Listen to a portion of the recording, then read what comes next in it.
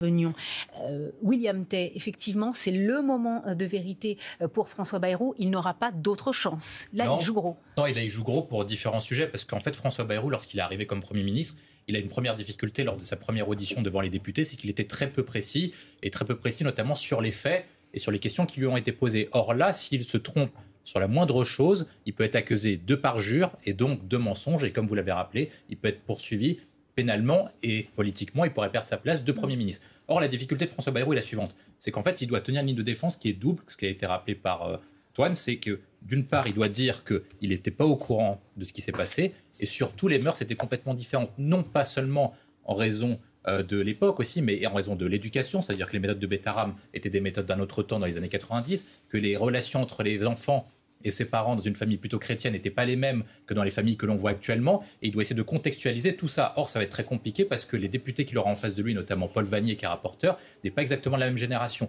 Et je pense que François Bayrou doit jouer un rôle d'équilibriste. D'une part, convaincre l'opinion publique qu'il est innocent, alors qu'une partie de l'opinion publique pense qu'il est coupable en raison d'un certain nombre de faisceaux d'indices, et d'un autre côté, convaincre les parlementaires également qu'il est innocent, ou en tout cas qu'il n'a pas menti devant la représentation nationale, sinon il perdrait son poste. Paul Vannier, et que Paul Vannier, pendant très longtemps, en question au gouvernement, a posé la même question à François Bayrou sur est-ce qu'il savait des choses sur l'affaire Bétharame. Je pense qu'il y a deux sujets. Il y a un, c'est l'affaire Bayrou, parce que c'est tout à fait normal, si François Bayrou a réellement menti devant la représentation nationale, que les députés puissent savoir de quoi il était au courant, etc., et est-ce qu'il aurait pu agir en conséquence. Et ensuite, après, il y a une autre affaire, comme vous l'avez rappelé, l'affaire sur la question de l'éducation et sur l'affaire du silence de Bétharame. Pour revenir sur le sujet essentiel, est-ce que François Bayrou était courant ou pas? Il faut quand même se rappeler, dans les années 90, et que quand vous prenez le parcours de François Bayrou, il est quand même le suivant. Il devient très rapidement conseiller général des Pyrénées-Atlantiques pour devenir président du conseil départemental. La présidence du conseil départemental a un lien de près ou de loin avec les établissements secondaires, donc notamment les collèges et en partie la région de davantage des lycées. C'est dans les compétences du conseil départemental. Que François Bayrou allait devenir après président de ce qu'on appelle l'Union de la démocratie française. Donc il a un positionnement démocrate chrétien. On se doute bien qu'en tant que président de la démocratie chrétienne, il ne peut pas attaquer un établissement catholique sans, en tout cas, risquer une sanction électorale qui soit très importante.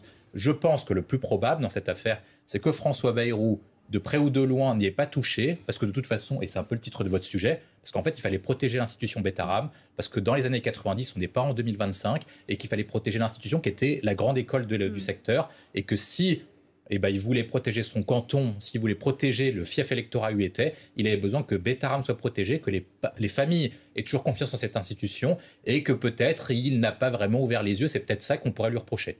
Mais quand vous avancez ça, William, ça veut dire qu'il était au courant du coup? Non, justement, c'est-à-dire qu'en fait, comme il savait qu'il ne fallait pas y toucher, à chaque fois qu'il y avait un sujet dessus, il n'allait pas dessus. Peut-être qu'il n'avait pas les outils pour voir aussi. Et c'est vrai que cette institution, on la voit, c'est une cité dans la cité. Elle est.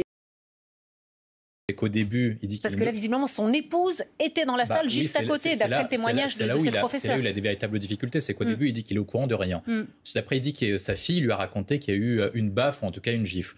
Il y a également un témoignage comme quoi sa femme était au courant d'une agression, en tout cas d'une gifle qui était un peu plus musclée.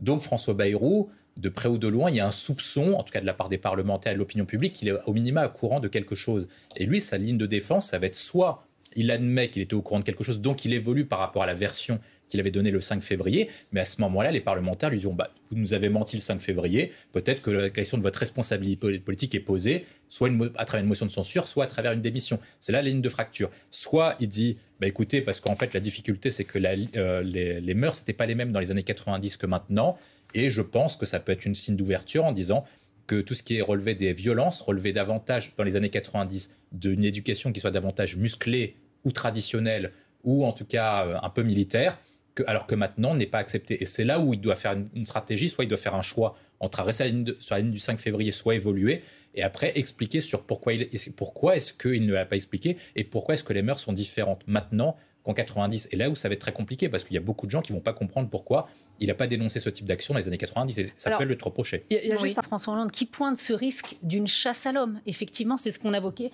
c'est que la politique politicienne prenne le dessus sur le fond de l'affaire qui est effectivement très grave et sur lequel il faut se pencher. C'est ça le risque, en fait. Il donne une bonne tactique à Paul Vannier, parce que c'est principalement lui qui est visé, en fait, vu que c'est lui qui est le plus virulent à l'égard de François Bayrou. De toute façon, si Paul Vannier reprend la même méthodologie qu'il a reprise lors de ses questions au gouvernement, il y aura un réflexe légitimiste de défense autour de François Bayrou en disant que c'est une chasse à l'homme et que cette commission d'enquête en fait est faite pour le faire tomber et qu'ils utilisent l'affaire Betaram en vue de le faire tomber. Et donc au lieu d'accabler François Bayrou, ça pourrait créer un élan de sympathie autour de lui et faire un certain bloc. L'autre point pour François Hollande est aussi politique, c'est-à-dire que lui plaide notamment pour que le Parti socialiste s'éloigne un peu de la France insoumise, en tout cas retrouve une ligne autonome.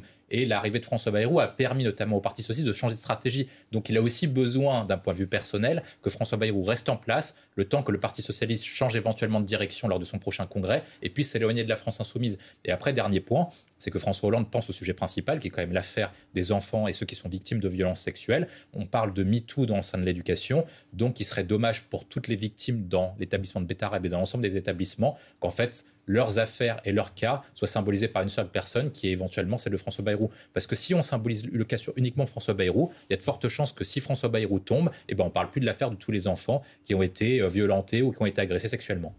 Antoine Comte, là, François Bayrou va arriver d'ici quelques heures. Ensuite, effectivement, possiblement une censure. Est-ce qu'il pourrait y avoir une majorité contre lui sur ce sujet-là? En fait, tout dépend. Je pense qu'il a une marge de latitude dans l'exactitude des faits. C'est-à-dire qu'en fait, la latitude, c'est est-ce qu'il était au courant des violences sexuelles, est-ce qu'il était au courant des violences physiques. Il y a peut-être là où il a une petite marge par rapport à ce qu'il a déclaré devant la représentation nationale.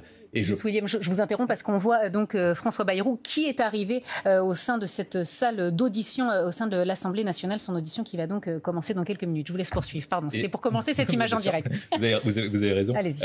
Non, et le sujet pour lui, ça va être de savoir à peu près quelle est l'exactitude. Donc je pense que lorsqu'il dit qu'il doit resituer les faits selon le contexte, il prépare un peu l'opinion publique, ou en tout cas ceux qui suivent, à dire qu'il va préciser ce qui s'est passé dans les années 90 et de ce qu'il était éventuellement au courant ou pas.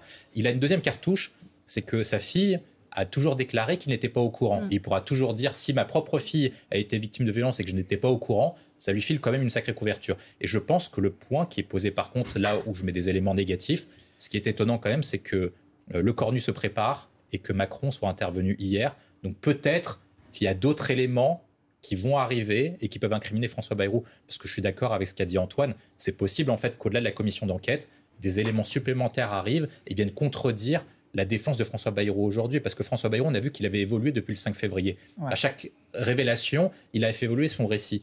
Il va faire une déclaration aujourd'hui, mais peut-être que des gens vont sortir de nouveaux éléments, en tout cas de nouvelles personnes vont intervenir et vont déclarer de nouvelles choses qui vont aller à l'encontre de ce qu'il va déclarer aujourd'hui, qui pourrait le mettre en porte-à-faux et qui pourrait lui coûter sa place. Clémence Babdo, pour en revenir à cette commission d'enquête, qu'en attendent les victimes? À quoi